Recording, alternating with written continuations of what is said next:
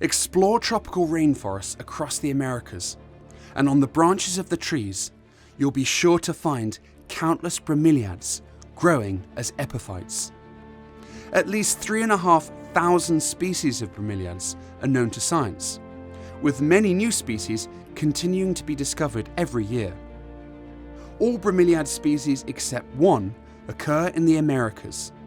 The only exception is called Pitcairnia feliciana, which is found in tropical West Africa.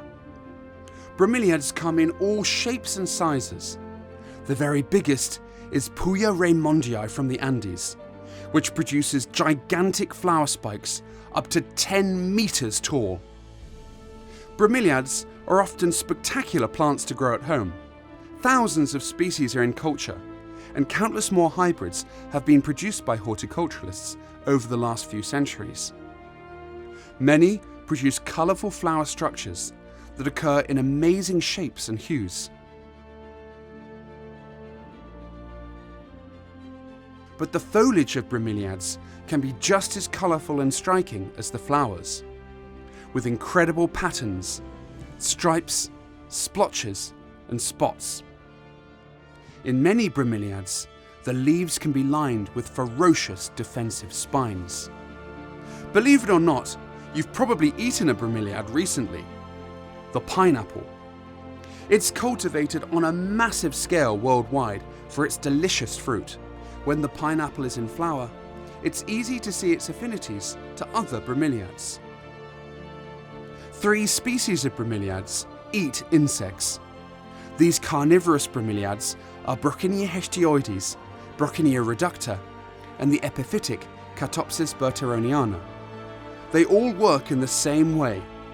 Their brightly coloured leaves are covered in an ultraviolet reflective waxy powder, which attracts insects. The wax clogs the feet of the insects so they can't grip, and they slide down inside the leaves and drown and are digested, giving the bromeliad essential nutrients. This strategy is so successful that these murderous bromeliads can cover entire landscapes. Many bromeliads are very easy to grow, and some are very tolerant of shade, making them perfect houseplants, especially in bathrooms, as many species love warmth and humidity. Bromeliads have many special adaptations over regular plants. The foliage of many species is arranged to create a pool of water at its centre. Leaves and other debris accumulate, giving the bromeliad a supply of water and nutrients, allowing some bromeliad species to grow with no connection to the ground whatsoever. The air plants, known as Tillandsia, are among the most highly adapted of all. They grow with no soil around their roots. Air plants occur in an amazing range of shapes, colours and forms. The foliage of many air plants can seem so weird and unearthly. Most air plant species have silvery foliage, but they transform when they flower, often turning bright pink. This is my favourite Tillandsia species. This is Tillandsia bulbosa, so called because of its big fat bulbous base, and I just love its weird wiry leaves, almost like Medusa snakes coming off of it. And when it flowers, it turns this beautiful red shade up here. But some Tillandsia get really big. This one here is a hybrid, and it's about 10 years old. And just look at the size of it. It's like some monster pineapple. Jensi Capitani from Paradisia Nurseries in Australia is an expert in growing air plants. Tillandsias are a remarkable plant because in nature they've evolved in a niche where no other plants can survive. They can live on power lines, grow on rocks, grow on trees, grow on the ground. They're really suited for just about every environment and for just about every climate.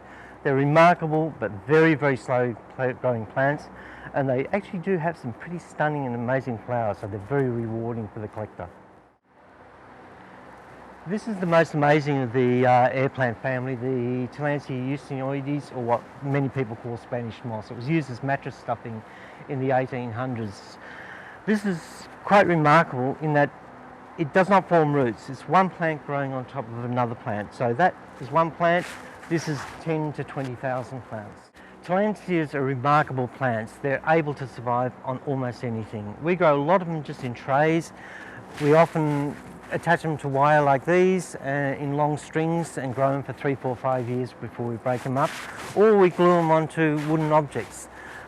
This stick has probably been done 4 or 5 years ago, so you can see the roots are entwined, and we take our cuttings from these. That's how we produce them.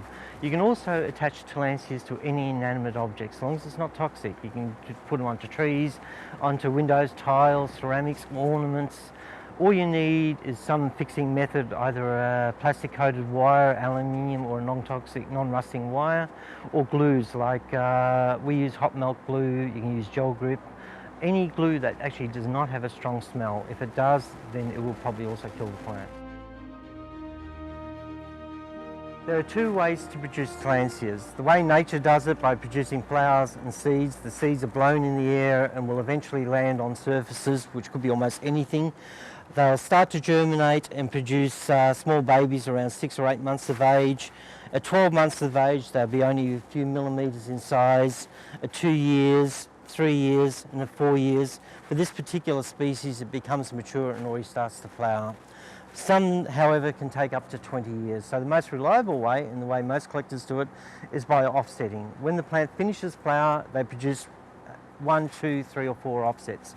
They can mature on the plant within 1 or 2 years, and you can build a collection much faster than by seeds.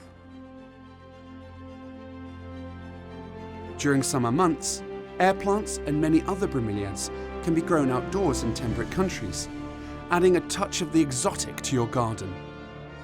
With so many colourful and exquisite bromeliads to choose from, why don't you give them a go? Good luck and happy growing!